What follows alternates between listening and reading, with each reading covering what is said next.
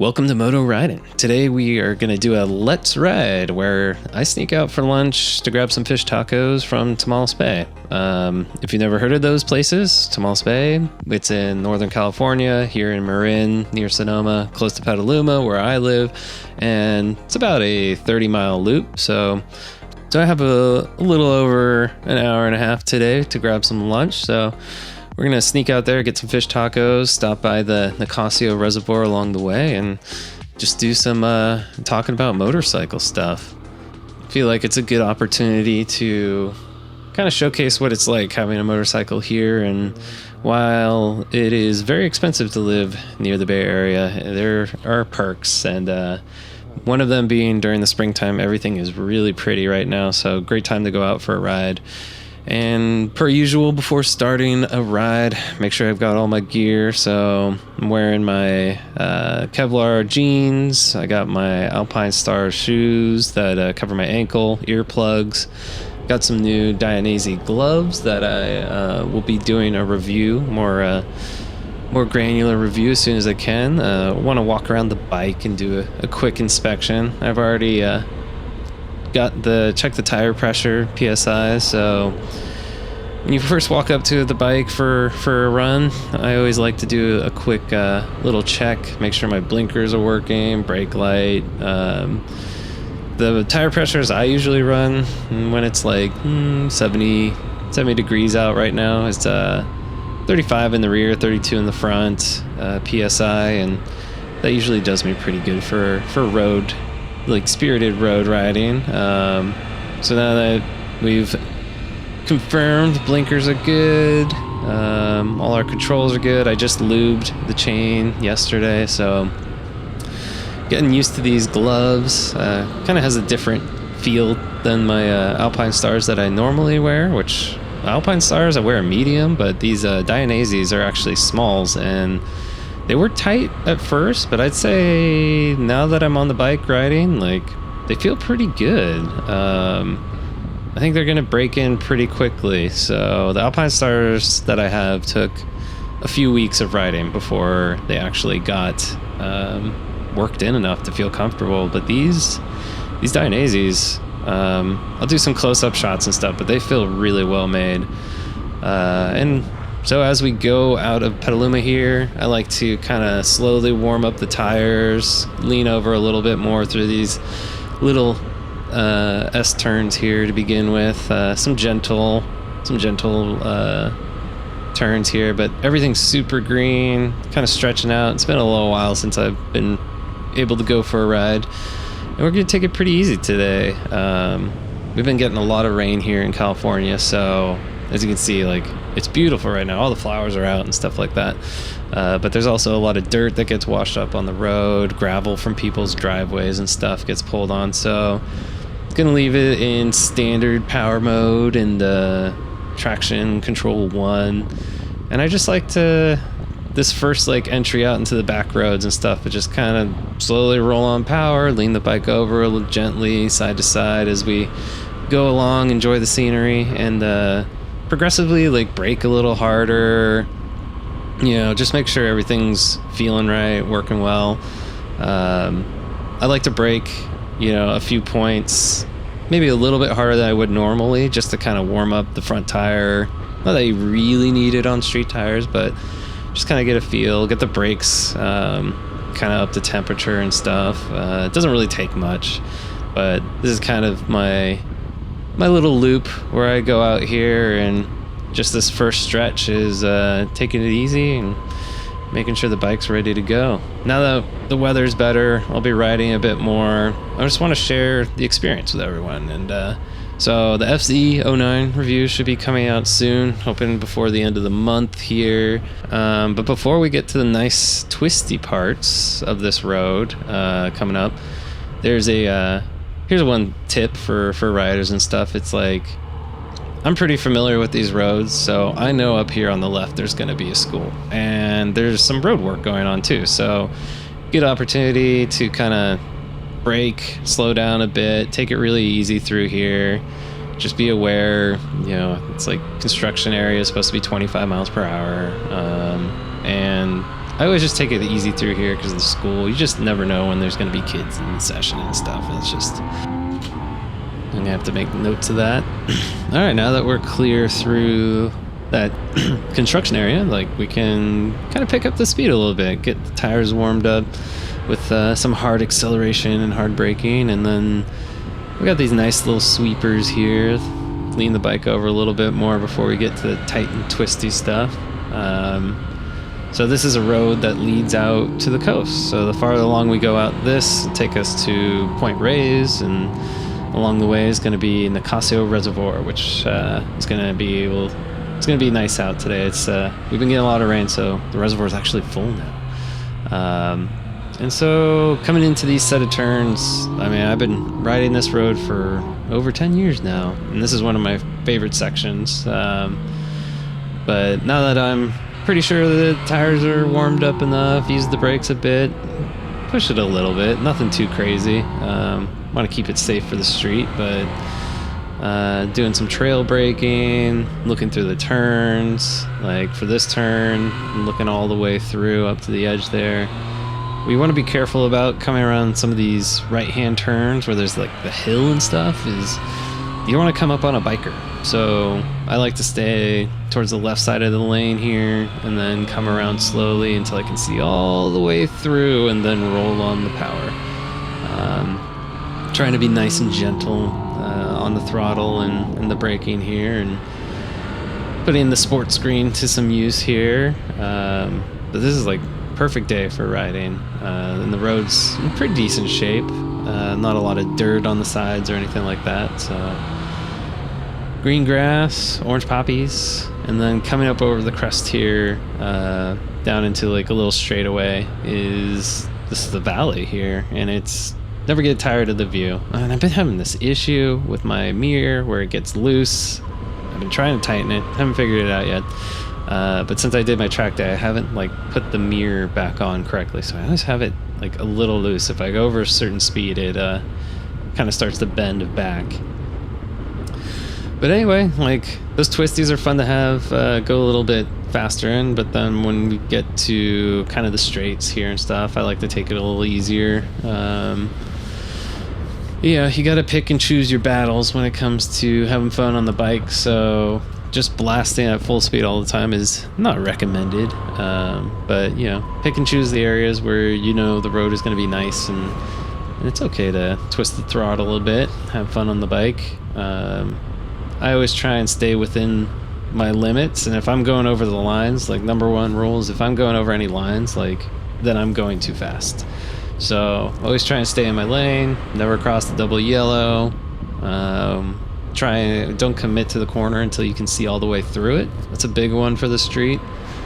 In case there's debris in the road, somebody's coming across, like a car's coming across the double yellow, or there's a bike in the right hand side of the lane. Yeah, it's just a good rule of thumb for the street is don't commit to making the turn until you can see all the way through it. But anyway, moving on to our next section that I want to talk about.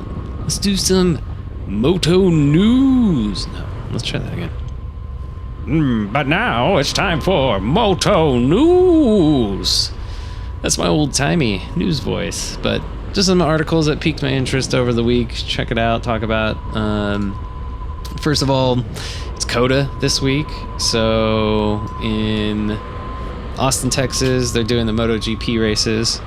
If you haven't been following MotoGP recently, Marc Marquez made the move from Honda Repsol this year to Ducati, and it is making things a little spicy this year. He's been struggling the last few years on Honda and now on Ducati, which is the better bike, and he said he's going to take it slow this year to get used to it, but you can tell he's going to go full ham, and if he's going to go full ham, it's going to be in Austin too. And this is he made a promotional video of his going to COTA, and I gotta hand it to him. Like, it's pretty silly. It's funny. Like, at least he doesn't take himself too seriously. So I'll put the link in the description here. But I mean, it'd be pretty funny if you wore those chaps on the GP bike, right? Like, you went out on that. But celebrate his new helmet and being in Texas this year, he went full ham. We got some drone footage. We got Mark riding on a horse. So what would that be? Probably 1 horsepower there for him. He's really embracing the American cowboy. So hats off to Mark. Good luck in the race, but I thought that was pretty funny and should be an interesting race this weekend. But to continue on some noteworthy news that I came across this week, I found some of the articles from Revzilla lately have been killing it. Like, solid journalism all around for a while, but recently they've been doing a lot of like motorcycle safety and statistics advocation. And when Revzilla first started doing a lot of articles, I was a little skeptical because, you know, there could be a conflict of interest, that they sell a lot of gear, and so, you know, what they recommend might not always be in the best interest of everyone, but maybe in their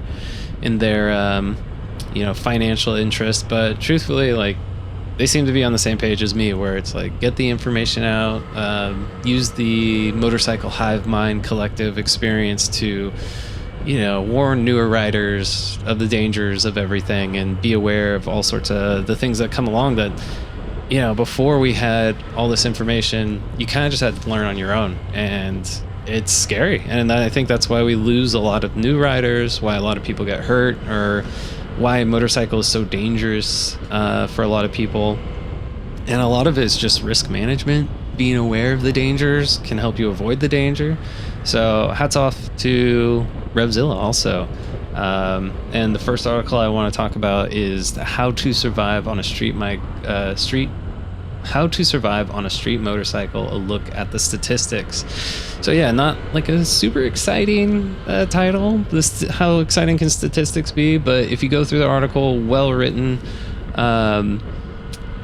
and, you know, the most common ways people are getting hurt riding and how to avoid it. And that's why I recommend it. This was from, and also a corresponding video from Jen Dunstan's over there at Revzilla, and How to Survive on the Street is another one to check out. I mean, the main takeaways, just to summarize, is you always wear a helmet. Don't drink and ride, and slow down through neighborhoods or on corners you can't see all the way through.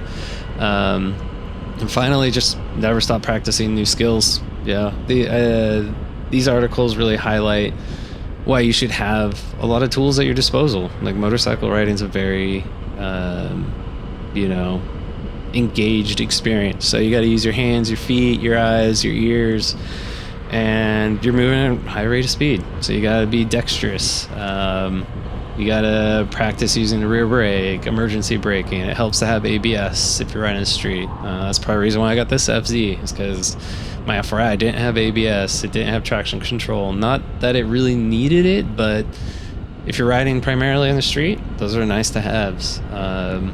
So I'll talk about a little bit how you can practice downshifting, clutchless upshifting, getting off the bike, when you should get off the bike versus bending the bike underneath you.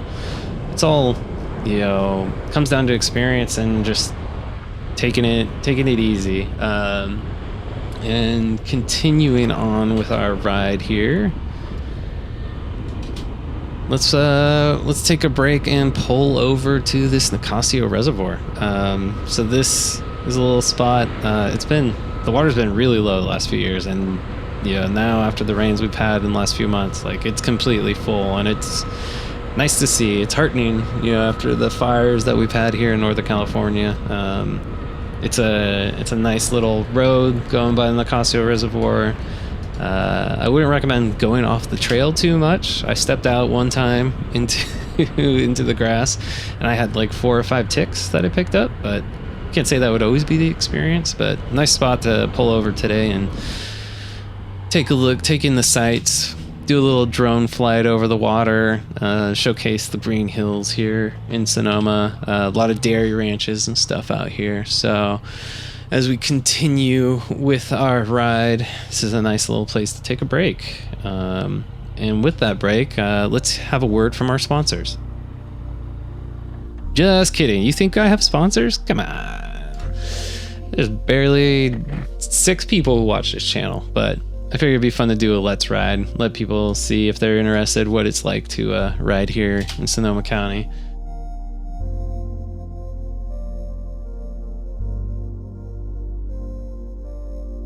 And we'll continue on to our way to get to the fish tacos. So as we move along from the Nicasio Reservoir here, we have, these bumpy roads. Got to be kind of careful. You can see some dust and stuff in certain tracks on the road, so I'm not going to go full ham back here. And it's pretty bumpy on this road too, leading out to Point Reyes, so not the most fun. A lot of patches and stuff too. Hello, fellow motorcyclist. And we got 2 bikes up here ahead of us. I think I saw these guys go by when I was at the reservoir, so they haven't gotten too far, but looks like they are on older BMWs. Yeah, they've got like Boxer motors on there. So just out for a nice little cruise in the afternoon, which I don't know. When I come up on motorcyclists like this too, I try and keep distance. I don't want to put pressure on anyone, be tailgating them or make them feel like they have to go faster or like I'm riding their ass, and there's really nowhere to go in front of them right now, so I'm not going to pass. I'm just going to hang back here and enjoy the view of everything, take it easy. Continuing on noteworthy stuff that was in the news that I thought was fun this week or this month was the babies on bikes from another Revzilla. I mean, I swear I've been getting a lot of my news, but I thought this one was pretty good for an April Fool's, where they had tied babies, like fake babies, to these bikes, and then did some riding around with them, and I don't know, I thought it was a pretty good joke, and the video editing was well done. Zach and Ari seemed like they were having fun with it, and when I first saw it, I was like, oh my god, such a bad idea. Oh wait, it's April 1st. Right. Who would strap a baby to their motorcycle? So definitely recommend checking out that video for a chuckle. You can still see there's some moisture on the sides of the road and stuff, but the flowers are really coming in the fields. The roads aren't in the best condition in certain spots, so I'm trying to avoid like the divots on the right side here. You can see the cracks in the pavement and stuff, but for the FZ, comfortable riding position, these roads aren't too bad. I still have my suspension set up a little stiff from the track day that I did last May. I'm going to keep it that way because I'm going to be doing a track day in just a month again here in May, so no reason to adjust it, and it's great for this back road riding that I like to do. But this is when things here kind of clear up. We got some cows on the side, like they're loving the grass and stuff like that. So coming up to some fun corners out here on Highway 1, almost to the taco place that I want to go to. But this is a corner that it's nice, slow right-hand turn, but you don't want to try and take it too tight on the right, because lots of people ride bicycles out here, and don't want to come up the back on someone around the corner. So a lot of dust through here, a lot of water through that runs off. There's a driveway right there, so you can see all the tracks that come over. And when you come up to like a water across the road like that, especially if it's not water that like burns off, you can sometimes get moss and it gets really slimy and slippery. So I always like to try and take those as upright as possible, and then give the tire a little side to side, a little rub it off before you get back on the throttle too hard, because I've gone through those wet patches before. Turn to the right, turn to the left, and get on the power, and then boom, like tire slides out. So if you check out my KTM 390 review, there's a portion where I went through like a wet spot and then got on the throttle, and that bike didn't made like 30 horsepower or something, and I kicked the rear out on that being too ham on the throttle. So but these turns are pretty fun. Not a lot of driveways to have to be worried about. Hey, Harley rider, wave. Hey, another Harley rider. No wave back. Nah, that's fine. I don't hold it against them. They're just Harley riders. I'm sure It's always hard to wave in a turn too, so maybe that's why he didn't wave back. But I wave to everyone. I wave to people on scooters and stuff. Why not? Unless I'm like really focused on what I'm doing. I don't hold any grudges. Like if you ride a sport bike, if you ride a Harley, if you ride a Vespa, if you're out on two wheels, you're part of the crew. So I don't mind waving. It's fun. But this right-hander here too, we got the Tomales Bay off to the left there. I like to stay left, can see through all the way. Yep, and commit.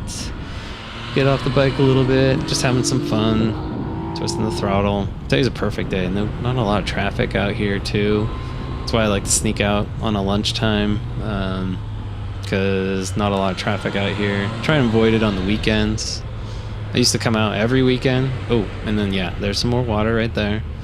This is a tricky spot underneath all these eucalyptus trees, so they'll drop a lot of leaves, kind of sap, so it's always a little, not scary, but just take it easy through there, because there's a lot of sap and stuff on the ground, and gotta be careful.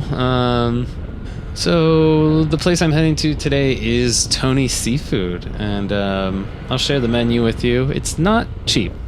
Nowhere out here is cheap, really, but we're gonna get some fresh seafood, a lot of great crab sandwiches, clam chowder. Tony's is kind of a newer spot. It's owned by Hog Island, which is another oyster place out here in Tomales Bay. If you love oysters, you're in the San Francisco Bay Area, like this is the place to come.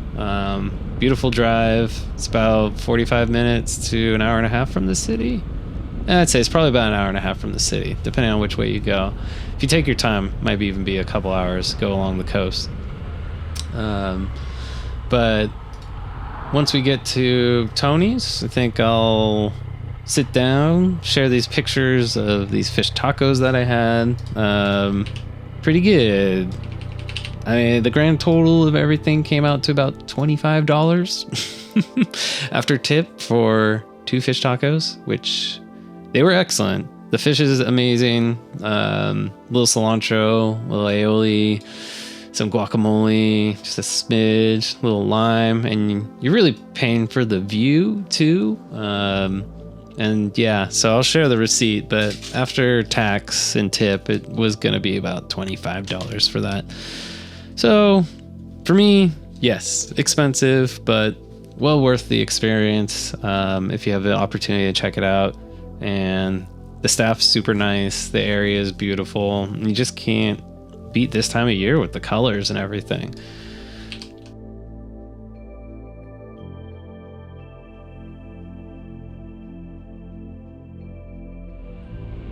So I think we've covered all the news that I wanted to go over. Looks like the Marshall store is closed today. I'll do another Let's Ride where we go and visit that and get some barbecued oysters, which is my favorite. And oh, the California poppies are popping. Yeah, it's just, I don't know. There's other places in the world I've considered living, but still staying here in Sonoma as long as I can. Because, well, when you got days like this, it's hard to resist. So, coming through the town of Marshall, it's pretty small, but, you know, try to be respectful and take it really easy through.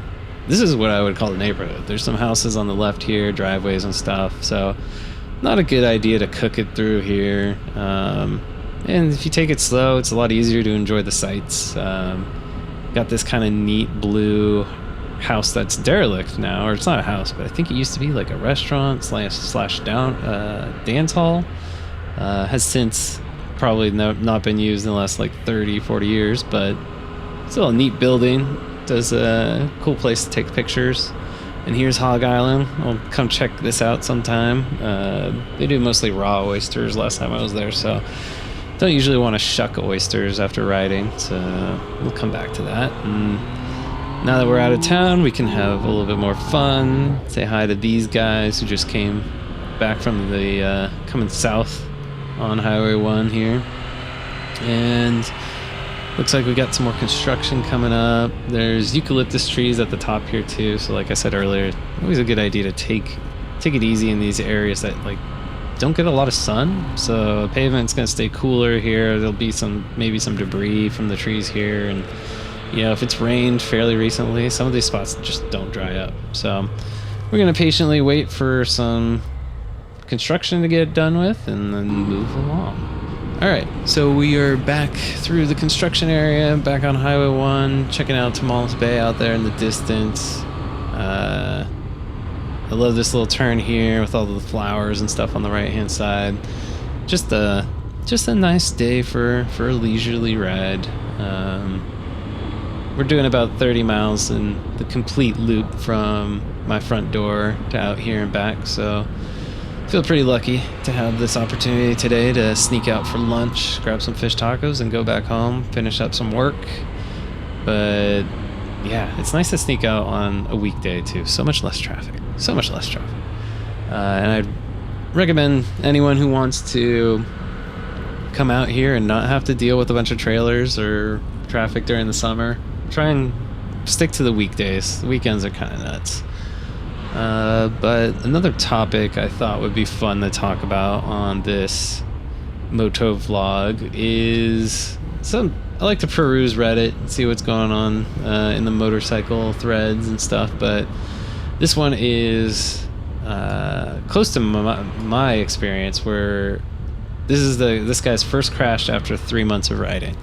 And so when I first started on my Ninja 250, almost 15 years ago of riding, I was feeling pretty confident about my riding skills after 3 months. I was, in my mind, ready for 600. I was tired of the Ninja 250. I thought I'd learned everything I possibly could. I probably had put down 3,000 miles. I was riding a lot in that 3 months. It was about 1,000 miles a month. I was going out as much as I could, but feeling pretty good, pretty confident in my skills. And then I tried following a motorcycle through a turn that was going much faster than me, and I did a full hand of front brake into a turn. Thought I was going way faster than I was, and crashed it. And that's when I learned I had a lot more practice to do before I was confident on the street. And that's when I kind of started diving into researching street riding, because all I'd ever done is dirt bike riding. And so there's a few books that I read. Keith's Code was a video that I watched. Terrible acting, great points made though in that, if you ever watched Twist the Wrist. So recommend that. But in this video, let's start from the top and watch it. So here's the video I was talking about. We've got the inexperienced rider in front. We've got the rider in the back, probably his buddy following him, checking his lines, maybe giving him advice after the fact. He could stay wider here. He's starting to initiate his turn. He's looking, it looks like, through the turn. He started braking. That's all well and good. He's initiating his turn. He's starting to lean. He could have taken a wider line here. He could go a little bit wider. You can see some dirt and stuff here. So already in the middle of the lane, he could probably be a little bit over, but that's fine. We get to about here, and he's pretty well committed on this line. You can see his buddy's kind of held back here. There is a lot of dirt on the edge of the road. So that's not bad to kind of try and avoid that, be a little bit more towards the center line there. But this is where he has committed to the turn. His line is taking him wide, and if he had braked a little harder or taken a wider line, or maybe even at this point, if he had gotten off the bike and basically reduced the amount of lean that he needs to use on the bike by getting off it here, he could have definitely made this turn. He could even lean a little bit further like this, but you can see his body is sitting upright. The bike's leaned over, could probably go over a bit more without much danger of sliding. And let's play a little bit further. Right here, he runs wide. He hits that dirt we were talking about. You can see that's too much lean angle, if we're honest, right? Poor guy. He's not going crazy fast, but he's gonna have not fun when he hits that curb there. And it's able to pop up pretty quick. A bike rolls forward. That's gonna be some not fun damage. Maybe he'll be able to ride it back home, but pretty much the mistake he made, going a little too fast into the corner, entering too early, not braking enough, or at least trail braking, which is another thing you can practice. But if you're not comfortable, you don't have to. Just get your braking done before you start cornering. And then, yeah, hitting this dirt here, not helping. So recommended practice getting off the bike, slowing down a little bit, and looking all the way through the turn. So that's our first Reddit blip video that I wanted to discuss. So the second video I want to talk about is this one. He's having fun through these roads. There's a bit of dirt on the road, so probably should be cautious. But this is where we have a little bit of target fixation here. Car coming the other way. He could totally make this turn. Like, just keep leaning. But we get on the brakes, which stands the bike up. After seeing this car panicking, fortunately, very fortunately, does not hit the car. But that also leads him to going off the edge. And really noticeable right now when you don't wear gloves, what the first thing you're going to do is when you start to fall down. It's just going to stick out that hand. And yeah, into the water. Fortunately, not just like a bunch of rocks, but that probably did not feel good. So mistakes here, seeing the car, leaned over. Same mistake I made when I first started riding. Grabbing brakes, leaned over. Target fixating here, not looking through the turn. And as soon as you grab those brakes and you start to stomp on them, the bike's going to want to straighten up. If you stomp on them too hard, then the front is just going to lock up and slide. But the inertia of braking while riding is going to want to stand the bike up, which happens. He avoids the car. Yeah, so this completely avoidable. It wasn't going too fast for his turn. Could have made it. Just target fixation. And that's like something that you have to practice, looking through the turn, and constantly remind yourself, look through the turn. Like if you're missing braking markers, if you're going over lines, then you're going too fast, and you need to look through the turn. That'll help slow things down, help you position your body, and get ready for the next turn. So after taking a look at those Reddit videos and kind of analyzing, the way those guys took those turns, like when I approach some of these turns, it's easier to look through a left-hander, at least here in the States, because we ride on the right side of the road. But I can see all the way through the turn. So that helps. Staying wide. I can pick the bike up a little bit by getting off the bike there. Can't see through this right hand as much, but I stay wide, trying to avoid that dirt, pick it back up. And then we have this nice little sweeper here.